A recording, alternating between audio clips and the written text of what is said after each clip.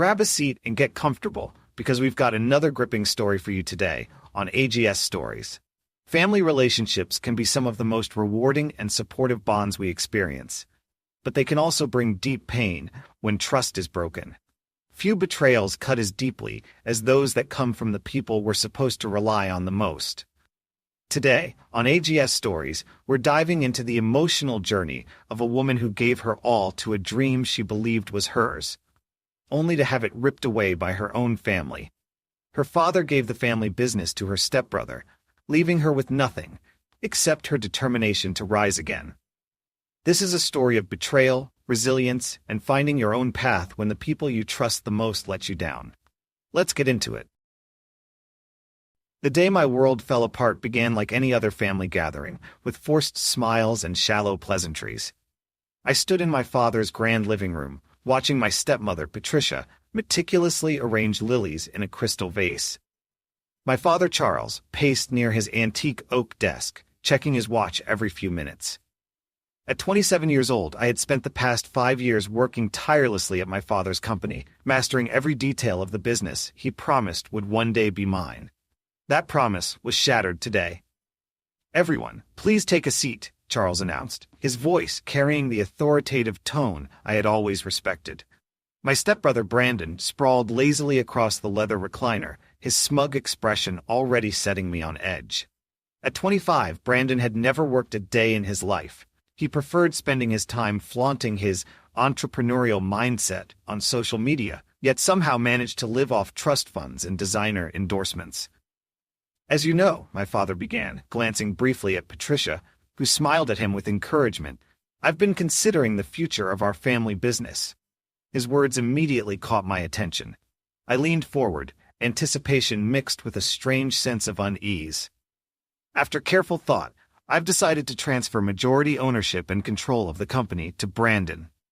The words hit me like a punch to the gut. My stomach churned as I gripped the armrest of the sofa. "What?"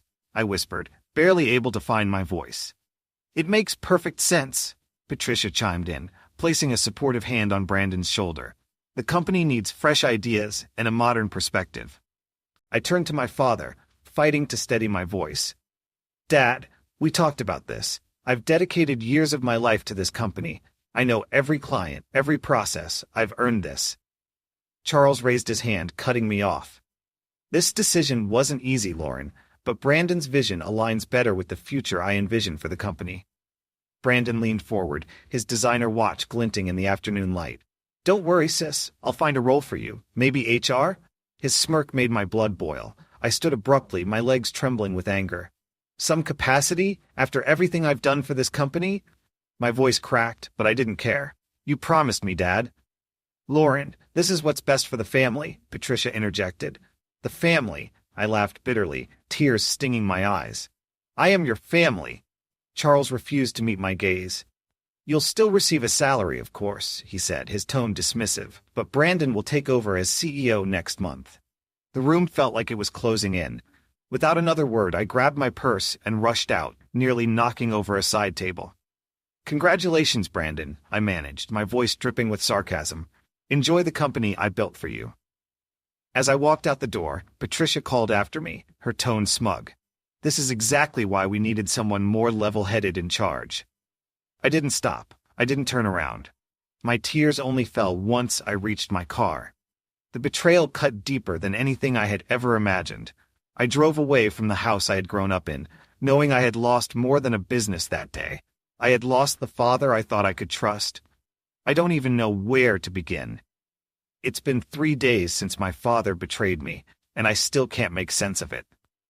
I keep replaying the moment over and over.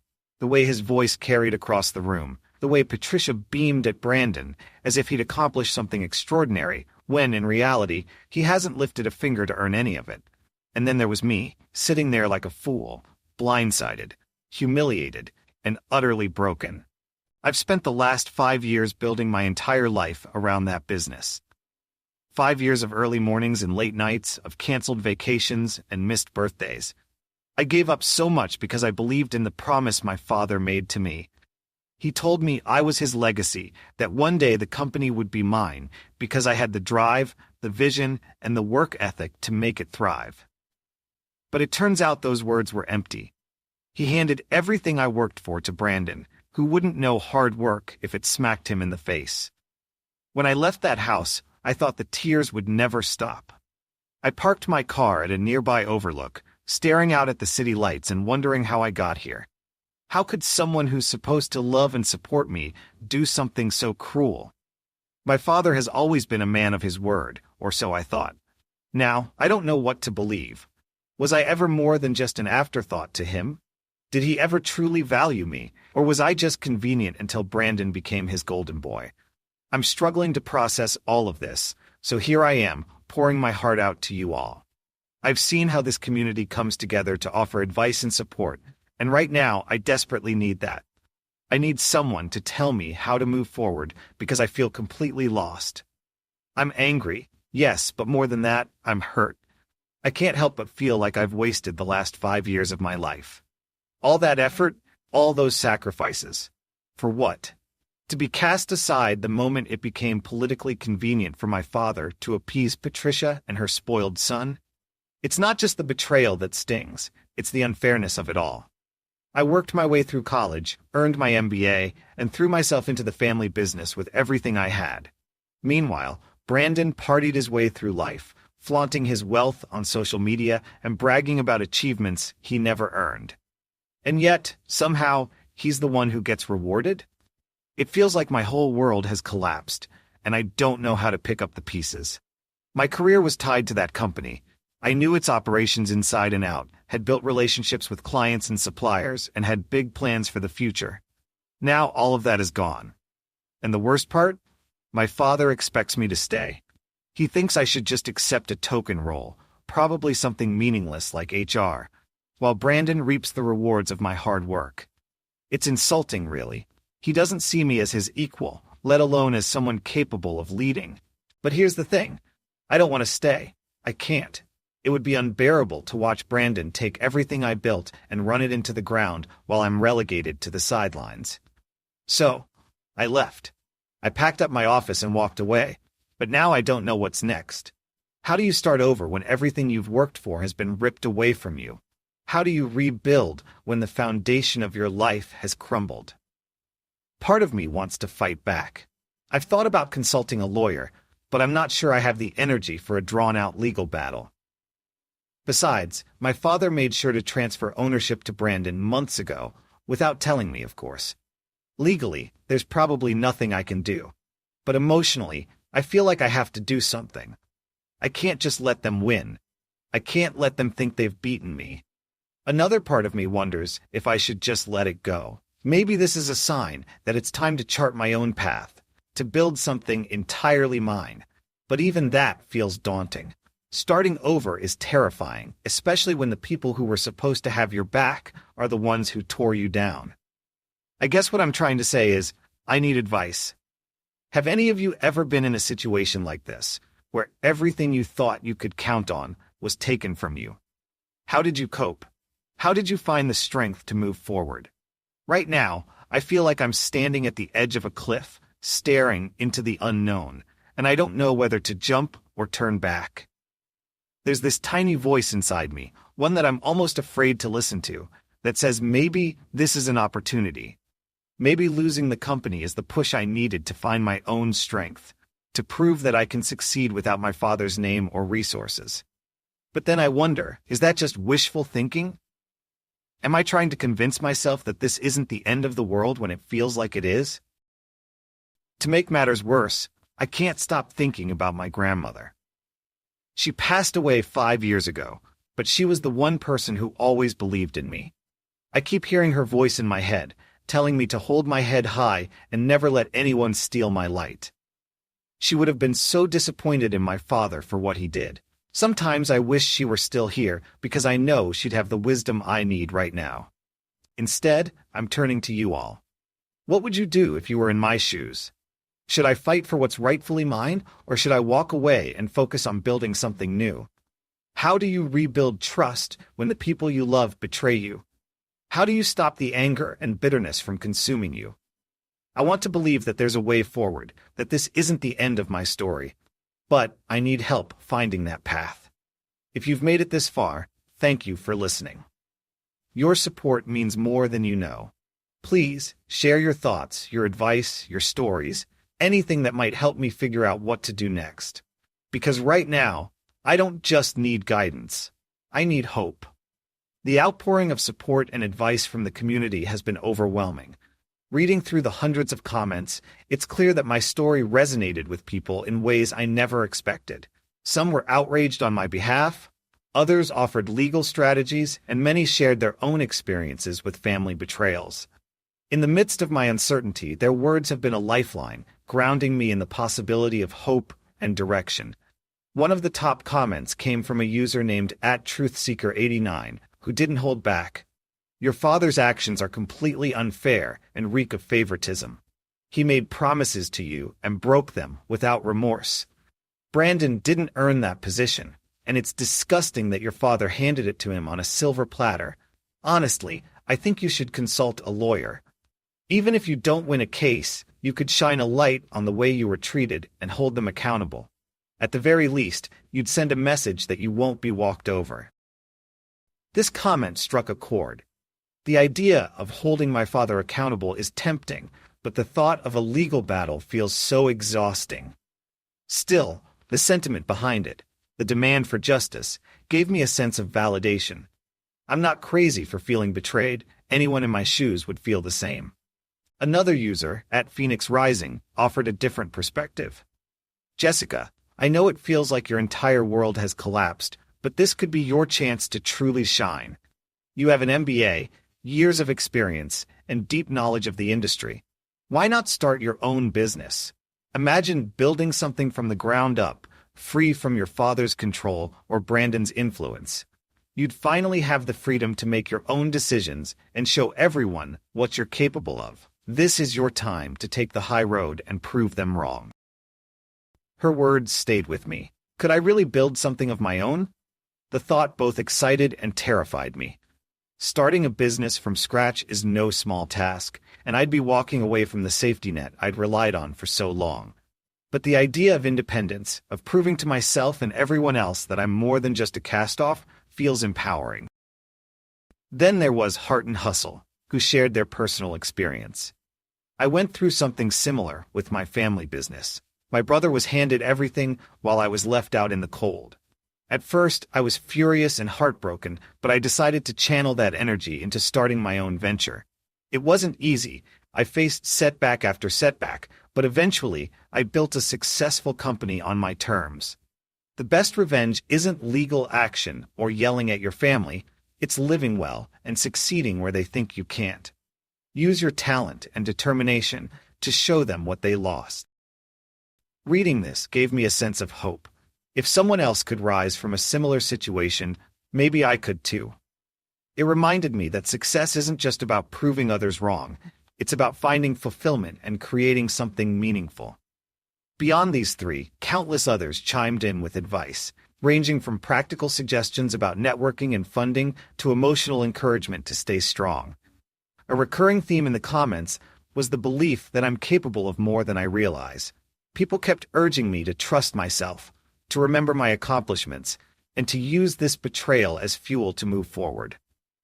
One comment stood out as particularly poignant. You can't control what your father did, but you can control how you respond. Don't let his actions define you. Define yourself. Those words have stayed with me as I navigate this crossroads in my life. The pain of betrayal is still fresh, but the community's support has lit a spark in me. Maybe it's time to stop focusing on what I've lost and start thinking about what I could gain. A week after sharing my story with all of you, something happened that I never saw coming.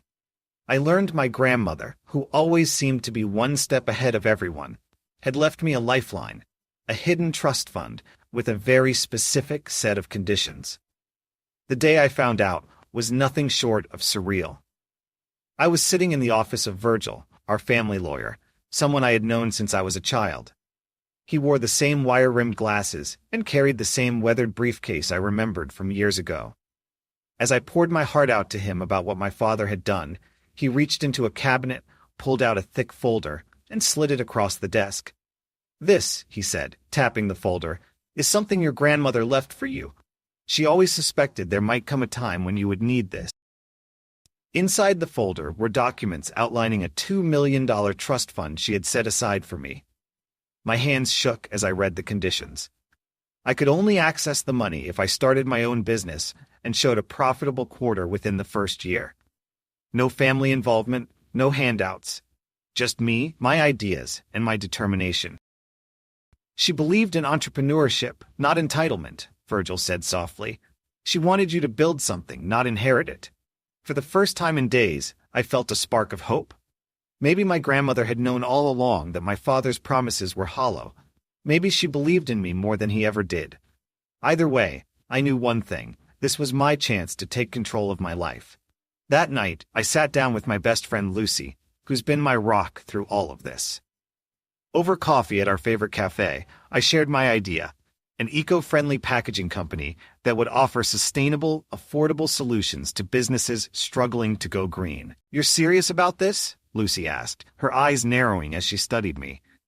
"Dead serious," I replied, sliding my laptop across the table to show her my research. "The market for sustainable products is exploding. Companies want to reduce their environmental impact, but most can't find reliable suppliers. That's where we come in." Lucy leaned back, her expression thoughtful.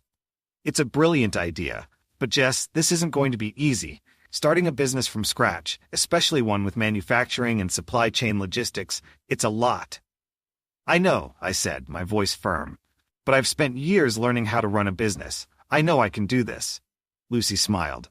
"Well then, you've got me. Whatever you need, research, networking, you name it, I'm in." With Lucy's support, I started laying the groundwork for my company, which I decided to call Green Shift Solutions. I spent sleepless nights researching biodegradable materials, vetting manufacturers, and developing a business plan. Every step felt like a small victory, but the challenges came quickly. It wasn't long before I learned that Quentin and Meredith weren't done trying to make my life difficult. Word spread quickly in our industry about my new venture, and suddenly I was hearing whispers of rumors. Things like, "Jessica doesn't have the funding to pull this off," or "she's just bitter because she didn't get the family business." Worse yet, they started contacting people I had worked with in my father's company, trying to convince them not to take me seriously. At first, it hurt. It felt like they were trying to sabotage me before I even had a chance to prove myself. But then I realized something. Their actions came from fear. They knew I had the skills, the knowledge, and now the resources to build something incredible. They were scared of what I might accomplish. Still, the road was anything but smooth. There were nights when the stress felt unbearable, when I doubted myself and wondered if I was in over my head. Securing partnerships with manufacturers was harder than I expected, and convincing potential clients to take a chance on a startup was even harder. But every time I felt like giving up, I thought about my grandmother, about the trust she had placed in me. That thought kept me going. My first big win came 3 months in, when a small chain of local restaurants agreed to use our biodegradable takeout containers for a trial run. It wasn't a huge account, but it was proof that my idea had merit. That win gave me the confidence to keep pushing, and soon, other businesses started to take notice. We weren't just a concept anymore. We were becoming a real player in the sustainable packaging market.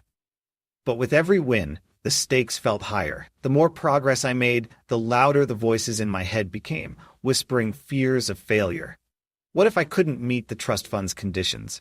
What if I let my grandmother down? What if Quentin and Meredith were right, and I wasn't cut out for this? I turned to the community again, sharing my progress and my fears. "I've made it this far," I wrote, "but sometimes the weight of it all feels like too much. How do you stay strong when doubt creeps in? How do you keep going when the road ahead feels so uncertain?" The responses poured in, just like they had before, filled with encouragement and practical advice. People reminded me of my accomplishments, of the strength it took to walk away from my father's company and start something new. They told me that doubt was normal, that every entrepreneur faced moments of uncertainty, but what mattered was perseverance. One comment stood out to me. "Jessica, you've already done the hardest part. You took the first step." Every step after this is just one more opportunity to prove to yourself that you can do this. Trust your instincts, lean on the people who believe in you, and remember why you started. You've got this. Reading those words, I felt something shift inside me. This wasn't just about proving my father or Quentin wrong anymore. It was about proving to myself that I could take the broken pieces of my life and build something extraordinary. And maybe, just maybe, it was about honoring my grandmother's belief in me. Greenshift Solutions was more than a business now. It was my chance to create something meaningful, to turn my pain into purpose. And with the community behind me, I knew I wasn't alone in this journey. Together, we were building something stronger than the betrayal that started it all. We were building hope. As I read through the latest wave of comments, I felt a growing sense of encouragement and solidarity. This community, strangers I'd never met, had become a source of strength I didn't know I needed. Each comment reminded me that I wasn't alone in facing challenges, and that countless others had turned adversity into opportunity. One of the comments that stood out to me came from Startup Strong, who wrote, "Jessica, you're already ahead of the game by identifying a clear market need and developing a solution. My advice? Focus on building relationships with clients who align with your values. Start small, deliver exceptional results, and let your work speak for itself. Also, don't waste energy on Quentin or Meredith. They thrive on negativity. Every time you succeed, you prove them wrong. Keep your head down, stay focused, and let your success do the talking." It was exactly what I needed to hear. Quentin and Meredith had been relentless in their attempts to undermine me, spreading rumors and trying to tarnish my reputation. But Startup Strong was right. Engaging with them would only distract me from my goals. I couldn't control what they said, but I could control how I responded. And the best response was success. Another comment from @Family First and Beyond resonated deeply with me. "Your story reminds me of what happened to me a few years ago. My sister inherited our family's restaurant, even though I had been the one keeping it afloat. I was devastated at first, but I used that pain to fuel my own journey. I opened a small cafe focused on farm-to-table meals, and it became my pride and joy. Here's my advice. Don't let anger consume you. Channel it into building something you're proud of. Trust yourself, Jessica. You've already shown incredible courage, and I believe you'll go far." Hearing someone else share such a similar experience was comforting. It reminded me that setbacks weren't the end. They were often the beginning of something better. Their words gave me perspective and reaffirmed my belief that I could create something extraordinary out of this mess. As I reflected on the advice and encouragement, I felt more determined than ever. This wasn't just about building a business anymore. It was about reclaiming my self-worth and proving to myself that I could rise above betrayal. The road ahead would still be bumpy, but with this community cheering me on, I knew I wouldn't be walking it alone. 6 months after launching Greenshift Solutions, I finally felt like the pieces of my life were coming together. It hadn't been easy, but every late night, every rejection, every small victory had been worth it. Our turning point came when we secured a contract with a national restaurant chain, providing biodegradable takeout containers for their entire West Coast region. That deal not only gave us financial stability, but also legitimized Greenshift as a major player in the eco-friendly packaging market. From there, things moved quickly. Within weeks, we signed contracts with 2 large retail chains and a regional catering company. I'd built something real, something I could be proud of. And yet, there was still a shadow looming over me. My father and Quentin. Word started to spread that Joseph Industries, the company I'd spent years helping to build, was in trouble. Under Quentin's leadership, the company had been plagued by mismanagement, poor decision-making, and worst of all, an environmental scandal. Reports surfaced about illegal dumping of toxic materials, and the backlash was swift. Fines were issued, clients walked away, and their stock plummeted. It was clear that the company was on the verge of collapse. I should have felt vindicated. This was the result of my father's betrayal and Quentin's incompetence, after all. But instead of satisfaction, I felt a deep, hollow sadness. Joseph Industries had been my dream, and watching it fall apart felt like losing a piece of myself all over again. The call came one afternoon while I was reviewing our latest financial projections. It was my father. I hesitated before answering, unsure if I even wanted to hear what he had to say. "Lauren," he began, his voice heavy with weariness, "we need your help." I could hear the desperation in his tone, and for a brief moment I felt a flicker of pity. But then I remembered all the times he had dismissed me, all the sacrifices I had made for him to hand everything over to Quentin. "I don't know what you expect me to do," I said, keeping my voice steady. "Your company's problems aren't mine anymore." "Quentin made mistakes," he admitted, "but he's young. He didn't have the experience you do. If you came back, you could help us turn things around." "Came back?" I laughed bitterly. "Dad, you gave him everything. You made it clear that I didn't belong there. Now you want me to swoop in and clean up his mess?" "This isn't just about Quentin," he said quietly. "It's about saving the company. You worked so hard to build it. Don't you care what happens to it?" "Not anymore," I replied firmly. "I've moved on." The silence on the other end of the line was deafening. I could feel his regret through the phone, but I didn't let it sway me. My focus was on Greenshift, and I wasn't about to jeopardize everything I'd built for a company that had cast me aside. In the weeks that followed, my father and Quentin made several more attempts to contact me. They showed up at my office once, unannounced, and I had security escort them out. Each time, I felt the same mix of anger and sadness. I couldn't fix what they had broken, and I wasn't going to let them drag me into their downfall.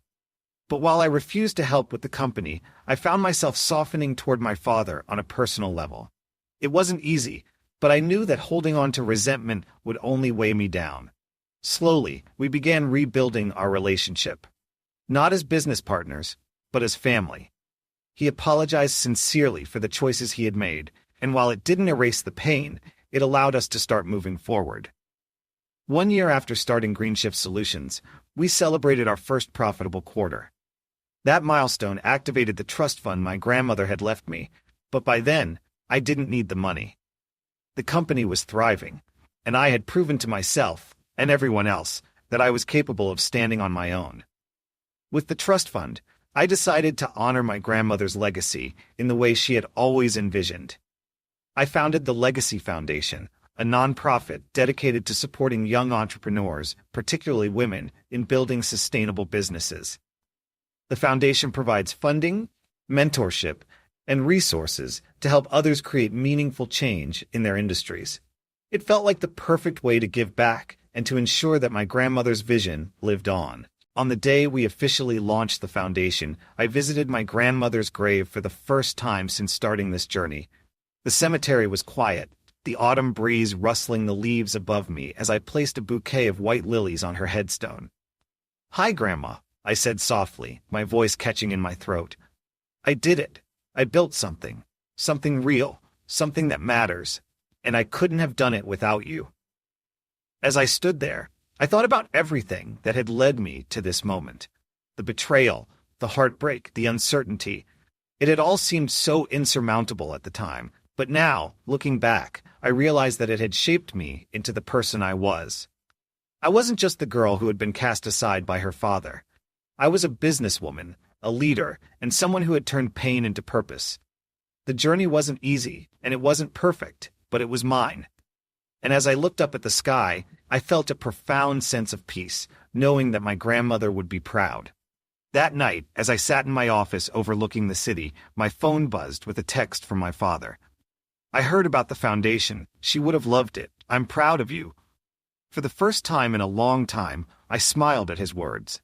This wasn't the life I had planned, but in so many ways, it was better. The betrayal that had once felt like the end of my world had become the beginning of something extraordinary. I had found strength in myself, built a company that made a difference, and created a legacy that would outlast me. And for the first time in years, I felt truly free. Looking back on Jessica's journey, it's clear her story is so much more than one of betrayal and loss. It's a testament to the strength of the human spirit, the power of resilience, and the courage it takes to rebuild when everything you've worked for is stripped away. Jessica faced a devastating betrayal, one that came from the person she trusted most. But instead of letting it break her, she used that pain to fuel her determination and create something entirely her own. One of the most profound lessons from her story is the importance of self-reliance. Jessica could have crumbled under the weight of her father's broken promises and Quentin's entitlement. She could have stayed bitter and angry, blaming them for taking away the life she thought she was meant to have. But she chose a different path. By leaning on her own skills, knowledge, and drive, she proved that success earned through hard work and perseverance is far more meaningful than anything handed down or inherited. Another theme woven throughout Jessica's journey is karma. Her father and Quentin's actions came with consequences they couldn't avoid, no matter how hard they tried to shift the blame. Joseph Industries' downfall was a direct result of their short-sightedness and poor decisions. Meanwhile, Jessica's steady focus on doing the right thing led to her building a thriving company and making a meaningful impact in her industry. It's a reminder that our actions, good or bad, often come full circle. But perhaps the most inspiring part of Jessica's story is her ability to forgive. Forgiveness doesn't mean forgetting or excusing what was done to her. Instead, it's a way of releasing the anger and resentment that could have weighed her down. By choosing to rebuild her relationship with her father on her own terms, she showed that healing is possible, even after the deepest wounds. Jessica's story also highlights how adversity can be a stepping stone to something greater. Losing the family business felt like the end of her world, but it forced her to find her own strength and forge her own path. In the process, she not only built a successful company, but also created the Legacy Foundation, ensuring her grandmother's vision would continue to inspire others. Now, I'd like to ask you to reflect on Jessica's journey. Have you ever faced a challenge that felt impossible to overcome?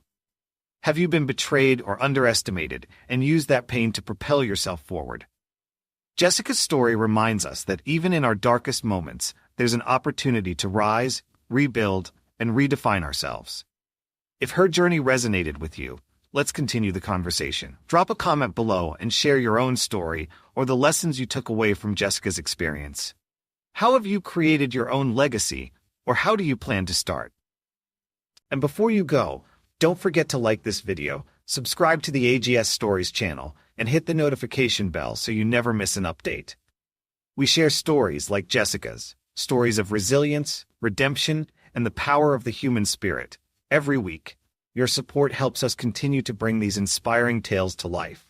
Let Jessica's story remind you that setbacks are never the end. Sometimes, they're just the beginning of a story you never knew you were meant to write. Thanks for watching, and we'll see you next time. Stay strong, and keep building your legacy.